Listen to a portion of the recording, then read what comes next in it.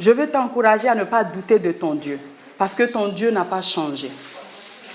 Quelles que soient les nouvelles, quelles que soient les souffrances, des choses que nous pouvons vivre dans ce monde, nous devons toujours nous rappeler que nous avons un Dieu de miracles, nous avons un Dieu qui n'a pas changé. Et si cette phrase nous manque, nous allons être emportés par le vent mauvais qui souffle dans ce monde. Alléluia. Le journal nous parle seulement de mauvaises nouvelles. Tu ne vas jamais écouter les choses là qui... Des fois, mon mari, il aime tellement écouter ça. Des fois, je n'aime pas trop écouter. Je dis, mais ça n'édifie pas. Ça n'encourage pas. Seulement de mauvaises nouvelles qu'on entend dans ce monde. Et si chaque jour, tu te mets à écouter les choses que le monde est en train de dire, les mauvaises nouvelles que le monde est en train de nous donner comme information, tu vas être écroulé. Tu vas être abattu. Tu vas être découragé, sans motif. Tu ne sais même pas pourquoi tu es découragé. Parce que tu as rempli ton esprit, tes oreilles, de seulement des mauvaises choses. Alléluia. Je n'ai pas dit de ne pas écouter les journaux, je n'ai pas dit de ne pas écouter les choses, mais très tôt le matin, je t'encourage à prendre du temps avec Jésus. À prendre du temps avec le Seigneur, à écouter qu'est-ce que Dieu est en train de dire. Parce que Dieu veut dire des bonnes choses. Il veut nous donner de l'espoir. Il veut nous encourager. Il veut mettre sa paix dans notre cœur. Il veut mettre la tranquillité dans notre esprit. Mais si on ne lui donne pas cette place très tôt le matin, et quand on commence de faire des activités de sortie et puis d'écouter les journaux, de voir les nouvelles, de prendre notre téléphone, quelqu'un qui t'appelle pour te donner de mauvaises nouvelles, tu vas être absorbé par ces difficultés, par ces mauvaises nouvelles, et après tu es comme ça. Tu es comme ça et ça va être très difficile de te relever. Alléluia. Et ce matin, je veux nous encourager à ne pas nous fier à ce qui se passe dans ce monde, mais à nous fier à notre Dieu, à retourner à Dieu, pour écouter qu'est-ce que Dieu est en train de nous dire, pour écouter qu'est-ce que le Seigneur est en train de mettre sur notre cœur. La Bible nous dit que chaque matin, ses bontés se renouvellent. Et je t'encourage à mettre ta louange très tôt le matin, même si tu n'as pas de choses à prier, à rester simplement dans la présence de Dieu. Pour dire, Seigneur, remplis mon cœur, remplis ma vie de ta présence, de ta bonté qui s'est levée ce matin. Et c'est là que tu puises la force. C'est là que tu puises la force pour vaincre toutes ces mauvaises nouvelles, pour vaincre toutes ces choses qui nous accablent dans ce monde. Mais si tout de suite, tu te mets à écouter, à allumer ton téléphone, les gens qui t'appellent, qui te demandent si, qui te disent ça, qui te disent ça, tu vas être fatigué. Tu vas être fatigué. Et là, tu n'as pas la force. Alléluia. Les bontés de l'Éternel se renouvellent chaque matin. Ça veut dire chaque matin, Dieu a quelque chose de miraculeux à déverser dans ta vie. Mais comment il va le faire si tu ne viens pas dans sa présence? Comment il va le faire? Dieu veut que tu entres dans sa présence et qu'il te remplit. Un jour, on est amoureux, n'est-ce pas? Chacun de nous est tombé amoureux d'une femme ou bien d'un homme un jour, n'est-ce pas?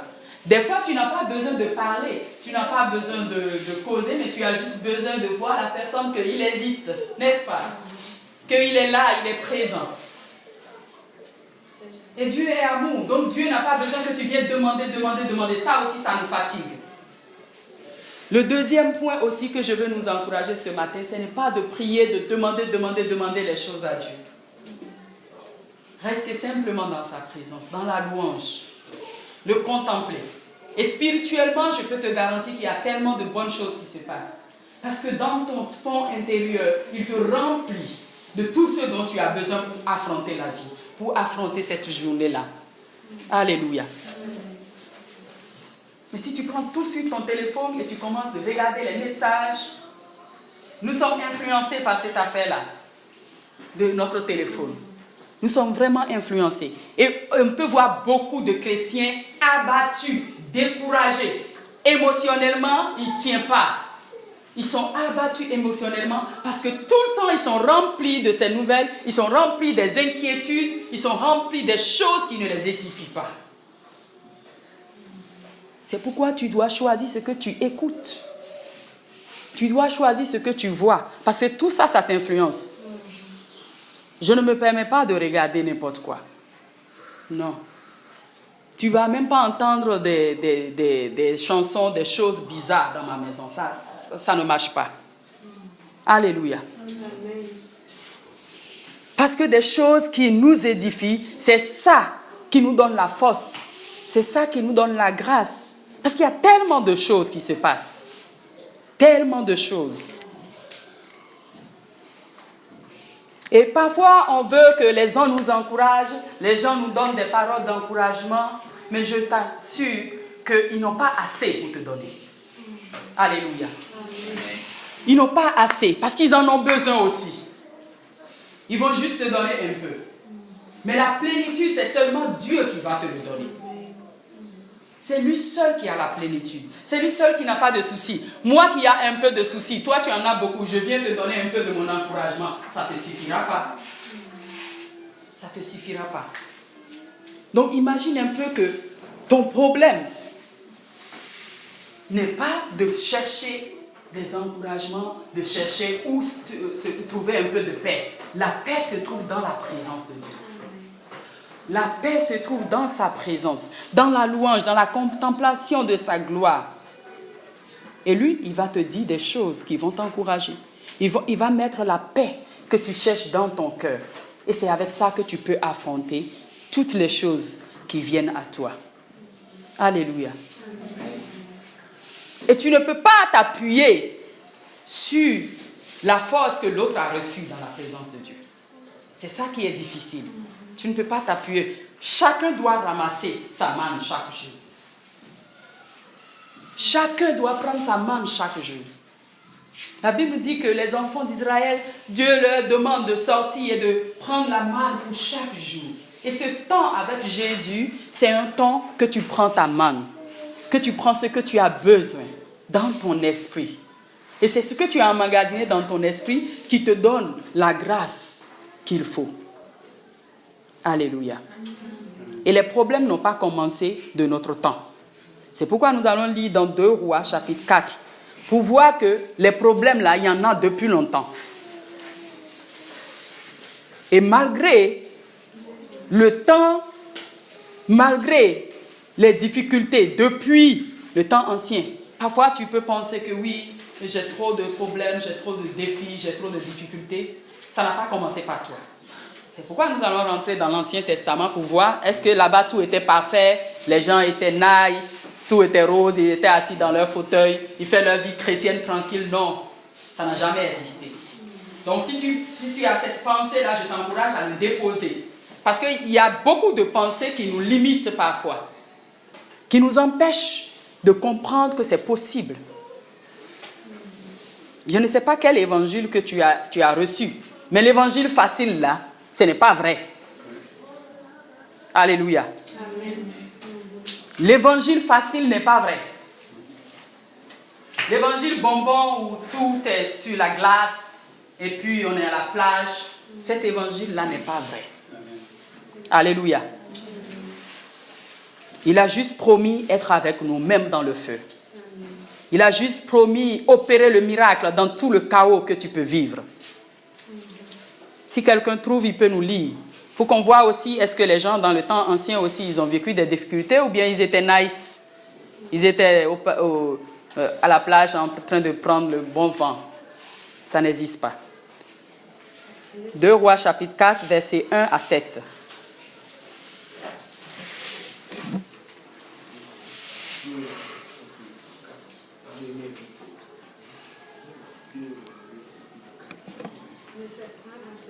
Oui. Vous pouvez lire si vous trouvez, s'il vous plaît.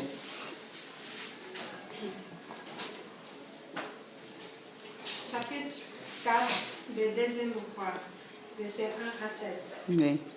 Une femme d'entre les femmes des fils des prophètes cria à Élisée en disant: Ton serviteur, mon mari, est mort. Et tu sais que ton serviteur craignait l'Éternel. Or, le créancier est venu pour prendre mes 2 enfants et t'en faire des esclaves. Élisée lui dit, que puis-je faire pour toi? Dis-moi, qu'as-tu à la maison? Elle répondit, ta servante n'a rien du tout à la maison qu'un vase d'huile. Et il dit, va demander au dehors de tes vases, chez tous tes voisins, des vases vides, et n'en demande pas un petit nombre. Quand tu seras rentré, tu fermeras la porte sur toi et sur tes enfants. Tu verseras dans tous ces vases et tu mettras de côté ceux qui seront pleins. Alors elle les quitte. Elle ferme la porte sur elle et sur ses enfants. Il lui présente les vases et elle verse. Lorsque les vases furent pleins, elle dit à son fils, présente-moi encore un vase. Mais lui, répondit, il n'y a plus de vase et l'huile s'arrête. Elle a les rapporté à l'homme de Dieu et il dit, va vendre l'huile et paye ta dette. Et tu vivras, toi et tes fils, de ce qui restera. Amen. Amen. Va vendre l'huile. Voici une veuve. L'histoire nous parle d'une femme veuve. Pas n'importe quelle veuve, mais une femme d'un serviteur de Dieu. Donc, difficulté là, c'est aller là-bas aussi. Si tu penses que c'est toi seul, je t'encourage à lire ce texte pour voir que les difficultés sont allées là-bas aussi. Dans la maison de l'homme de Dieu. Et cette femme, malgré sa souffrance, malgré le veuvage, malgré les douleurs, elle doit aller vendre l'huile maintenant à la fin. Aujourd'hui, on a beaucoup de veuves, ils n'ont même pas une quarantaine, mais ils sont là, une grillade. Alléluia. Alléluia. C'est une veuve.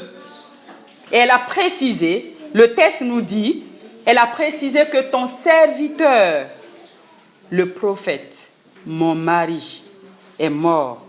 Et tu sais que ton serviteur craignait l'Éternel.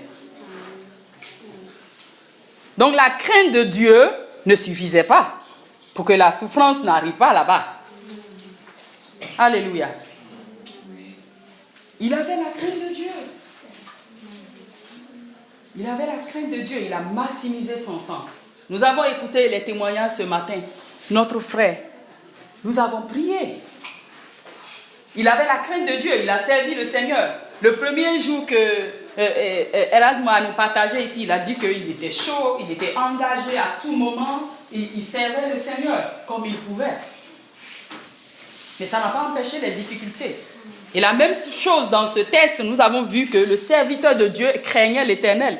Mais ça n'a pas empêché les difficultés d'arriver. Donc si tu as entendu un évangile qui n'est pas conforme à ça, il ne faut pas te fatiguer. Il faut déposer ça et reviens à la réalité. Et demande la grâce de Dieu pour grandir et comprendre les choses spirituelles. Alléluia. Le serviteur de Dieu craignait l'Éternel. Et malgré ça, voici sa femme qui traverse un moment difficile. Avec toutes les blessures, toute la douleur, la tristesse de la perte de son mari, elle fait face à nouveau à un autre défi. Alléluia. Ce n'est pas fini. J'ai une amie qui a l'habitude de dire que les difficultés, quand ça finit, un autre vient, ça finit, on prie, ça finit, l'autre vient. Et puis, on était entre femmes en train de causer, de s'encourager. Et puis, une autre femme a dit que, mais au moins pour toi, ça finit et d'autres viennent. Pour moi, ça ne finit même pas et puis d'autres viennent. Alléluia. Ça, c'est les causeries entre femmes. Hein. Vous voyez, l'autre est en train de dire que oui, dès que ça finit, dès que je pense que oui, je suis sortie de cette difficulté, il y a un autre qui vient. Mais l'autre répète pour dire que non, mais pour toi, il faut rendre grâce à Dieu qu'au moins ça finit avant qu'un autre vienne. Mais pour moi, ça finit même pas, c'est comme ça s'accumule. Et malgré ça, le Seigneur me donne la grâce de persévérer. Alléluia. C'est pour te dire que tu n'es pas seul. Tu n'es pas seul dans ce que tu vis. Tu n'es pas le seul qui rencontre des difficultés. Mais la bonne nouvelle pour nous, en tant qu'enfants de Dieu, c'est qu'il est avec nous même dans le feu. Amen. C'est ça qui est intéressant. Il est avec nous même dans le feu. Ça, c'est notre promesse. Ça, il n'a pas promis aux païens, il n'a pas promis à ceux-là qui sont en intimité avec lui. Pour que tu puisses le voir dans le feu, dans tes difficultés, il faut que tu sois proche de lui. Alléluia. Et cette dame va aller voir le prophète. Le prophète aujourd'hui pour nous, c'est Jésus. Alléluia. Quand tu as des difficultés, quand on demande des conseils à cette femme de 2 Rois chapitre 4, elle nous montre qu'on ne va pas partout pour demander la solution ici. On ne court pas ici pour dire « Est-ce que tu peux m'aider? Est-ce que tu peux m'aider? Est-ce que tu peux m'aider ?» On ne fait pas ça. Mais on va vers le prophète. Et aujourd'hui, c'est Jésus. Elle s'est présentée au prophète parce qu'elle a compris que le Seigneur peut parler au travers de lui. Donc, je nous encourage que quand nous avons des difficultés, le numéro 1 de toute chose, ce n'est pas d'appeler les gens, courir ici, gauche, droite. Prie, présente la situation à Dieu. Et si tu brises les étapes, tu vas voir que ça ne va pas bien marcher. Dieu est un Dieu d'ordre. Il est un Dieu de principe. Il est un Dieu saint. Il n'est pas un Dieu où on fait ce qu'on veut. Non. Si on respecte les principes, on va obtenir le miracle. Cette femme est arrivée au miracle. J'ai souligné comme point ici. Elle a pu véritablement obtenir le miracle parce qu'elle n'a pas raté les principes. Elle n'a pas allé ailleurs. Mais elle est restée en Dieu. À qui tu partages tes problèmes? Vers qui tu vas avec tes difficultés? Est-ce que tu le partages à des personnes qui vont te déshériter de ta foi? Est-ce que tu les exposes à des gens qui vont te décourager plus ou bien qui vont t'enfoncer plus dans tes problèmes? Parce qu'il y a des gens comme ça. C'est comme ils vont prendre le couteau pour remuer dans ta plaie. Il ne va pas t'encourager à grandir avec le Seigneur. Il ne va pas t'encourager pour être plus proche de Dieu, pour chercher la solution en Dieu. Aujourd'hui, c'est dommage qu'on écoute des histoires des personnes qui ont des difficultés dans leur foyer, dans leur famille, dans leur vie, et qui vont ailleurs, en dehors de Dieu. Parce qu'ils n'ont pas respecté les principes. Ils n'ont pas amené le problème, premièrement, à Dieu. Ils n'ont pas fait confiance à Dieu, premièrement. Ils ont partagé partout, et les gens les ont déshérités avec des paroles. Des mauvais conseillers qui vont te dire que allons-y voir le marabout pour chercher la solution. Il y a des chrétiens qui font ça. Mais pourquoi il le fait? Ce texte nous montre que c'est parce qu'il n'a pas cherché la solution en Dieu. Il n'a pas tout de suite fait le premier pas d'aller vers Dieu pour poser son problème. De rester dans la présence de Dieu pour être rempli de sa tranquillité. Parce que dans cette présence, le Seigneur te donne la tranquillité d'abord. Si tu es agité, tu vas faire des bêtises. Donc il faut vraiment du repos dans ton esprit d'abord, avant d'avoir de bonnes idées de comment tu vas faire. Alléluia. Mais quand on ne va pas vers le Seigneur, on ne peut pas trouver ce repos, cette tranquillité qui nous donne des idées de comment s'en sortir de la situation. Mais le point numéro 1 que cette femme nous inspire, c'est qu'elle nous dit, il ne faut pas aller ailleurs. Va dans la présence de Dieu. Ne vois personne d'abord. Même si ton enfant est malade, ce n'est pas le paracétamol que tu donnes le premier. Hein? C'est la prière. Tu recommandes à Dieu.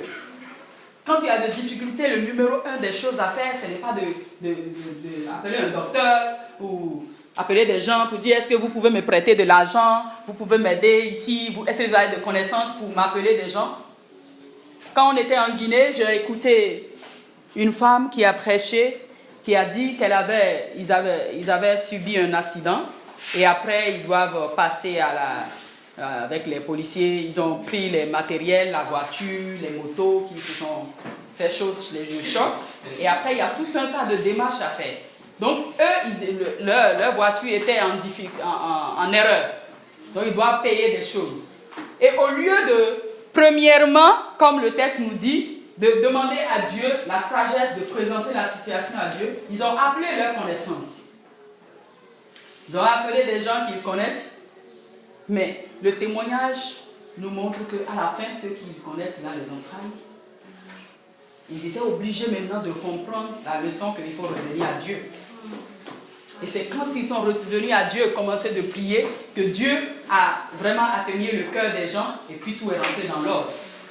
Donc juste pour nous dire que si on compte sur les autres, on compte sur nous-mêmes, ça ne marche pas. Pour obtenir le miracle, pour sortir. Une porte pour sortir des difficultés, les premières étapes, c'est de fléchir genoux. Pour dire, Seigneur, je sais que je ne peux rien. Voici la situation. Tu lui recommandes cela. Amen. Et quand la femme, elle a fini de vraiment consulter, de recommander la situation au prophète, le prophète lui a donné des instructions. Donc, deuxième point, lorsque nous venons avec notre défi, notre situation et nous demandons la grâce de Dieu, nous prions, nous recommandons le problème à Dieu, nous devons écouter. Ça, c'est aussi un autre problème. Si on n'écoute pas, on ne peut pas avoir les directions de comment faire. Elle a écouté le prophète qui lui a donné des instructions. Aujourd'hui, quand je mets ma situation dans la prière devant le Seigneur, il va m'orienter. C'est à cela que nous devons tous travailler à notre écoute à la voix de Dieu. Notre écoute à la voix du Saint-Esprit qui nous guide, qui nous montre comment nous devons faire, où aller et quoi faire.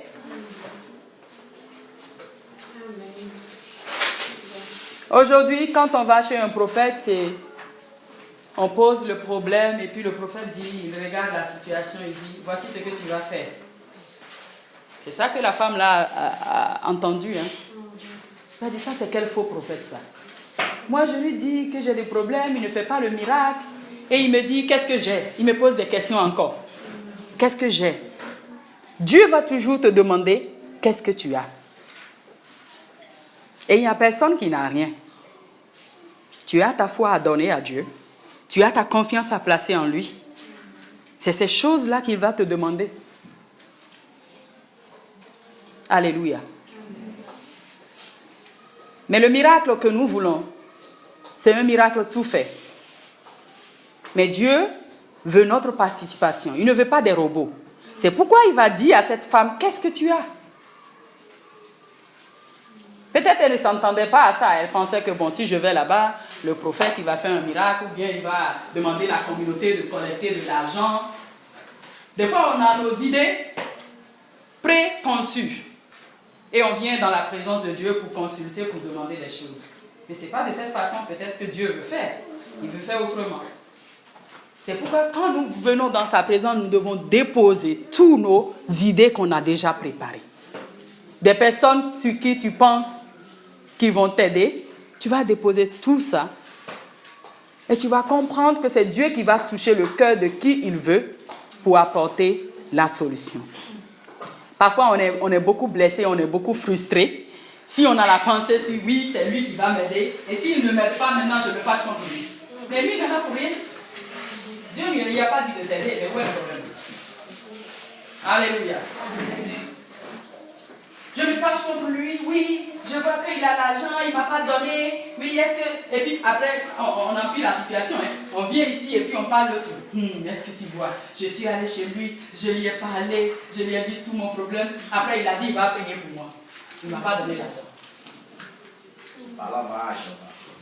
Alléluia. Amen. On va chez l'autre et puis on dit qu'il a dit qu'il va payer pour moi. Des fois, on dit les gens, on écoute leurs problèmes, on dit on va prier pour eux, mais ils pensent que la prière, c'est rien du tout. Ils pensent que tu vas forcément mettre la main dans la poche pour lui donner l'argent. Et si tu ne lui donnes pas l'argent, c'est comme tu ne lui as rien fait. Il ne considère même pas la prière que tu as fait avec lui. Tu penses que c'est tout le monde qui va prendre le temps de prier sérieusement avec toi. C'est un cadeau de trouver quelqu'un qui va prendre son temps de prier avec toi.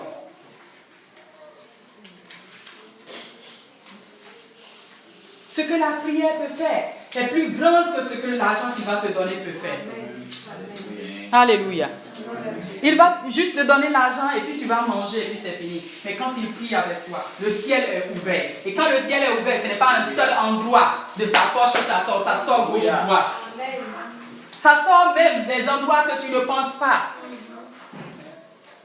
Parce que ça, c'est Dieu qui a agi, ce n'est pas un homme qui a agi. Combien de fois tu as compté sur les hommes et tu as été tellement déçu parce qu'ils ne sont pas venus à ton secours. Tu es tellement découragé, tu es tellement abattu et tu penses que c'est eux le problème. Mais ce matin, je veux te dire que ce n'est pas eux le problème. Non, ce n'est pas eux le problème. Le problème se trouve à ton niveau. Et tu dois chercher vraiment le Seigneur. Tu dois comprendre un certain nombre de choses. Que Dieu, il n'est pas dans mes préjugés, il n'est pas dans mes plans que moi j'ai fait. Je dois me soumettre à son plan, à lui, pour que ça marche. Alléluia. Et cette femme va dire, elle-même, c'est comme elle ignore ce qu'elle avait. Hein. Elle avait dit, elle n'avait rien. C'est ça aussi quand on ne sait pas qui on est. Quand on ne sait pas ce que nous avons. Des fois, on a besoin de travailler pour comprendre le Jésus là que nous avons. Parfois, on dit, je n'ai rien. Et c'est très grave de le dire. Je veux t'encourager à ne plus dire ça. Depuis que j'ai compris ça, je ne dis plus ça. Il ne faut jamais dire, je n'ai rien. Parce que tu as quelque chose. Peut-être tu n'as pas vu, mais tu as quelque chose. Et elle va découvrir à la fin qu'elle a un vase d'huile. Et le prophète va poser encore deuxième question. Verset 3. Et il dit, va demander au dehors des vases chez tous tes voisins. Ça, c'est pas fini. Hein? Premièrement, on a demandé qu'est-ce que tu as. Deuxièmement, elle doit se mettre en action et chercher des vases. L'autre chose que je veux tirer notre attention, c'est qu'on écoute le Seigneur pour une fois. On ne continue pas jusqu'au bout. Si elle s'était arrêtée juste à ça, elle n'a pas écouté jusqu'au bout, il n'y aura pas le miracle. Donc nous sommes en train de marcher vers un miracle. Amen. Alléluia. Nous sommes en train de marcher vers un miracle dans cette histoire. Et ça a des étapes. Elle n'a pas écouté une fois, et puis c'est fini, elle a commencé, et puis non. Deuxième fois, et troisième fois, et plusieurs fois.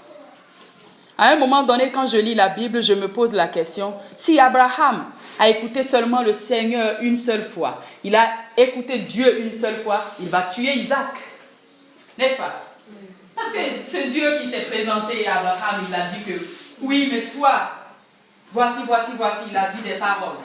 Abraham était émerveillé de toutes ses promesses, longtemps attendu, persévérant. Et un seul fils qui est venu tardivement là. Un beau matin, on te dit, il faut prendre pour sacrifier. Il a écouté le Seigneur. Il a obéi. Il a pris cet enfant. Il a marché plusieurs mètres. Hein? Ce n'est pas seulement dans quelques minutes. Dieu a mis tellement de distance là où Abraham va aller sacrifier Isaac pour voir si Abraham il va changer d'avis sur le chemin. Mais il a montré sa confiance en Dieu, il a montré sa persévérance, il a montré son obéissance. Dieu a vu tout ça jusqu'à la fin. Mais la question c'est que Abraham doit continuer à écouter le Seigneur pour entendre de nouveau que ne mets pas le couteau sur l'enfant. Vous êtes là? Amen. Alléluia. Amen. Imaginons qu'il a écouté à moitié jusqu'à arriver sur cette montagne pour faire le sacrifice, il n'a pas écouté à nouveau. Il va égorger l'enfant. Parce qu'il était prêt à obéir. Il était prêt. Avec tout le temps, il n'a pas changé d'avis sur le chemin. Jusqu'à la dernière minute, il n'a pas changé d'avis. Donc, la fermeté de l'obéissance est là. Mais ça ne suffit pas. Il faut qu'il écoute encore. Sinon, il ne va pas comprendre que Dieu a changé d'avis pour dire que maintenant, je t'ai éprouvé et j'ai vu que tu es obéissant jusqu'au bout et laisse l'enfant, voici, j'ai pourvu le sacrifice. Donc je crois que s'il y a quelque chose que nous devons chercher le plus, c'est écouter le Seigneur. Alléluia. S'il y a quelque chose que toi et moi, on doit chercher le plus, c'est écouter le Seigneur jusqu'au bout. Et c'est dans notre avantage, hein? C'est dans notre avantage. Alléluia. Et cette femme va devoir aller chercher des vases chez ses voisins. Et s'il a un peu de problème avec les voisins, ça veut dire que c'est compliqué de trouver des vases là-bas. Alléluia. Donc, elle doit travailler à avoir une bonne relation avec le voisinage. Alléluia.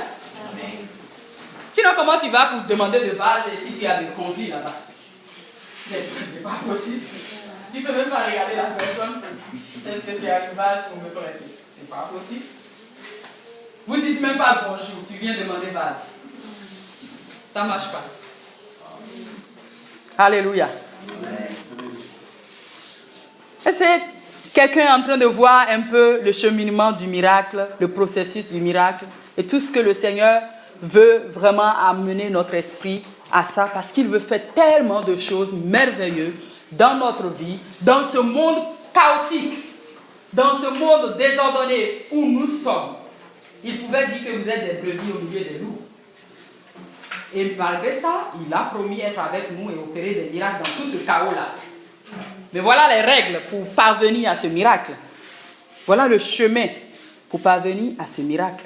C'est d'être avec lui dans sa présence, l'écouter, marcher avec lui, obéissant, chercher à avoir la paix avec tous. Ce n'est pas toujours facile. Hein? Je ne dis pas que c'est facile. Mais s'il nous a demandé, il va nous donner la grâce d'y arriver. Alléluia. Amen. Cette femme est partie pour chercher des vases. Mais le prophète a dit qu'il faut chercher beaucoup. Lui, il a diminué le miracle parce qu'il n'a pas cherché beaucoup de vases. Parce qu'après, il a demandé aux enfants, amenez les seaux là. Et puis les enfants ont dit qu'il n'y a plus de seaux. Mais on l'avait dit, le prophète avait dit qu'il faut chercher beaucoup. Sinon, le miracle serait petit. Alléluia. Je ne sais pas qu'est-ce que Dieu te dit de chercher beaucoup. La vie chrétienne, c'est loin de ce que nous pouvons penser. La vie chrétienne, c'est une vie d'écoute à la voix de l'Éternel. C'est une vie comme la folie. Dieu va te dire des choses, c'est tellement bizarre. Pour toi, c'est bizarre, mais dans le monde spirituel, ce n'est pas bizarre. Alléluia. Des fois, Dieu va nous demander des choses qu'on ne comprend pas. Mais tu n'as pas besoin de comprendre. Tu as juste besoin d'obéir et d'entrer maintenant dans le miracle. Alléluia. Cette femme va partir pour chercher des vases. Et la Bible nous dit que elle s'est enfermée avec ses enfants. Elle a fermé la porte. Pourquoi fermer la porte? On va lire dans Matthieu 6. Pourquoi elle ferme la porte? Elle n'a pas fait le miracle là devant tout le monde. Matthieu 6.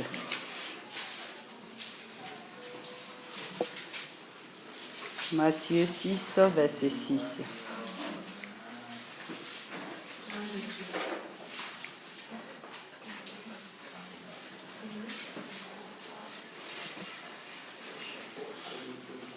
Vous pouvez lire si vous trouvez, s'il vous plaît. Matthieu 6, verset 6. Juste le verset 6. Oui, Matthieu chapitre 6, verset 6. Mais quand il prie, entre dans ta chambre, ferme ta porte prie ton Père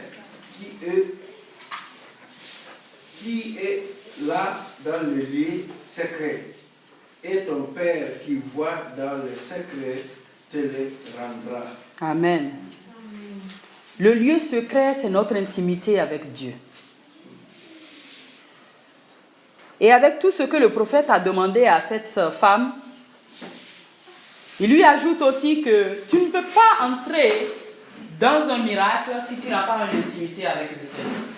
Si tu n'entres pas dans ta chambre et que tu fermes la porte, le miracle ne serait pas possible. Il y a des étapes pour atteindre le miracle, mais le miracle proprement dit s'opère dans l'intimité, dans le lieu secret.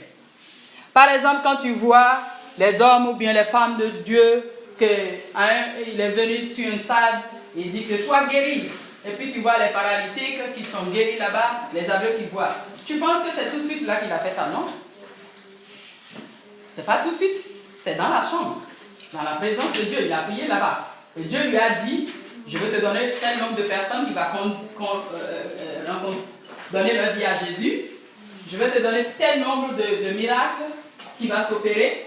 Il voit dans son esprit que Dieu est en train de guérir un aveugle là-bas. Et il le parle. Mais ce n'est pas quand il est devant là en train de faire ça qu'il a fait ça. Hein. C'est dans l'intimité, dans la chambre. Il s'est enfermé dans une chambre. Il a pris du temps de prier. Alléluia. Et ce que je suis en train de parler ce matin-là, ce n'est pas ce matin que je parle ça. J'ai préparé ça dans la prière, j'ai écrit, j'ai lu la Bible, j'ai pris le temps dans la chambre enfermée quelque part. Alléluia. Pour le faire. Alléluia. Amen. Et c'est ça que le prophète est en train de dire à cette femme. Quel que soit ce que tu fais sans la prière, caché dans une chambre, dans le secret où personne ne te voit. Parce que quand tout le monde te voit là, tu peux faire toutes sortes de grimaces. Oui. Quand tout le monde te voit là, tu peux faire toutes sortes de grimaces. Mais dans la chambre, toi seul là, tu ne peux pas faire des grimaces. Qui est jamais rentré dans la douche et puis fait des grimaces, il ne veut pas se déshabiller? Tu vas te déshabiller, Dieu va te dire des choses que tu vas laisser, Dieu va parler à ton cœur pour certaines choses, il va te combler des choses, il va te vider de certaines choses aussi. Il va te dire ça, tu vas laisser. Alléluia. Amen. Pourquoi on n'aime pas trop entrer dans l'intimité? Parce que là-bas, il va nous dire des choses. Hein.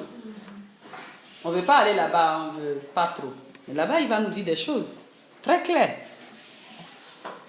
qui est bon pour nous. Alléluia.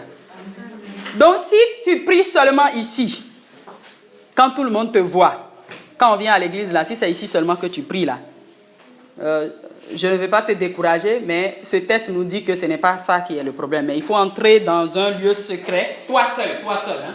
Parce qu'il y a la prière de famille aussi. J'ai déjà parlé de ça ici. Il y a la prière de famille qui est très importante. Et il y a la prière du culte en famille, le dimanche avec les frères. Mais l'autre prière là, qui obtient des miracles à un certain niveau là, c'est l'intimité, toi seul. Pas avec ta femme ou bien ton mari seulement ou les enfants. Toi seul. Toi seul, corps à corps avec le Seigneur.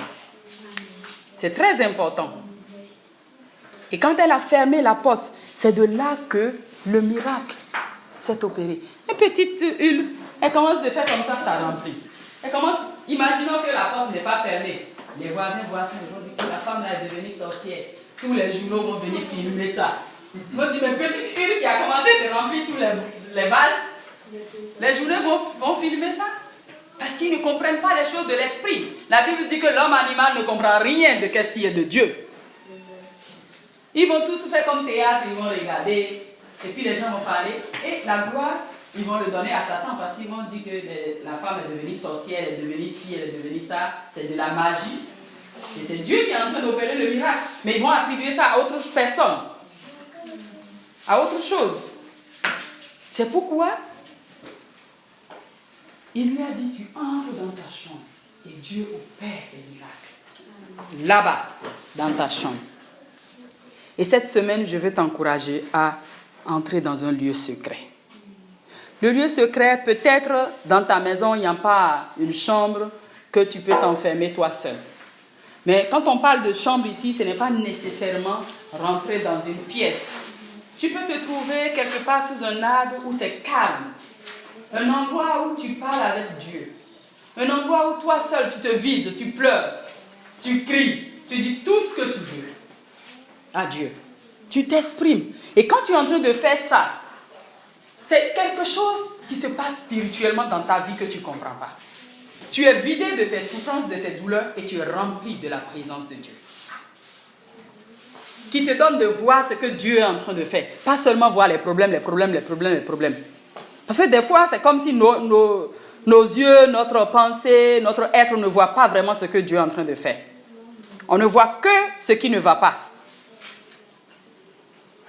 Mais je t'encourage à ne pas regarder seulement ce qui ne va pas. Et c'est dans cette intimité que tu peux voir que c'est vrai qu'il y a tel souci, il y a tel défi, il y a telle difficulté. Mais Dieu avait fait ça. Dieu avait fait ça. Et tu commences, comme David dit, de compter les bienfaits de Dieu.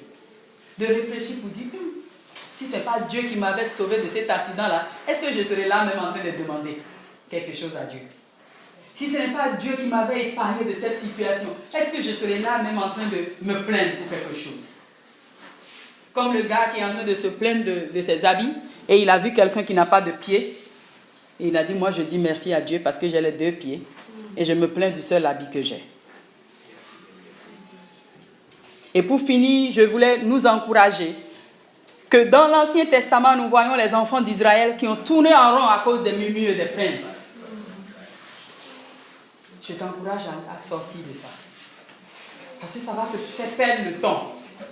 Qu'est-ce qui a fait qu'ils ont tourné longtemps? Ils ont tourné longtemps à cause des murmures et des plaintes. Qu'ils ont tourné longtemps. Et Dieu ne veut pas que tu tournes longtemps, mais il veut véritablement que tu lui accordes ta confiance. Tu lui accordes tes oreilles et que tu passes du temps avec lui. Et c'est en ce moment qu'il peut te remplir de sa grâce et de sa force. Parce que nous en avons tellement besoin dans ce monde chaotique que nous trouvons. Nous avons tellement besoin de ça. Nous sommes fatigués de porter ce nom de chrétien qui est vide à l'intérieur, qui ne peut pas se renouveler soi-même. La vie chrétienne, c'est de se renouveler soi-même. Des fois, je dis, c'est possible de s'encourager soi-même. Oui. Fortifie-toi et prends courage là. Il n'a pas dit quelqu'un d'autre vient pour te fortifier. Il a dit toi-même tu te fortifies et puis tu prends courage. Quand je lis le livre de Josué, je réfléchis, je dis que mais c'est formidable. Il n'y a personne qui est venu le fortifier, il n'y a personne qui est venu l'encourager, mais Dieu lui-même est en train de te dire qu'il arrivera des moments où tu ne trouveras personne pour venir t'encourager. Il arrivera des temps où tu ne trouveras personne pour te fortifier, mais tu vas devoir trouver au fond de toi pour t'encourager et te fortifier toi-même. Je voulais nous encourager à nous lever, on va prendre un temps de prière. Tu vas dire, Seigneur,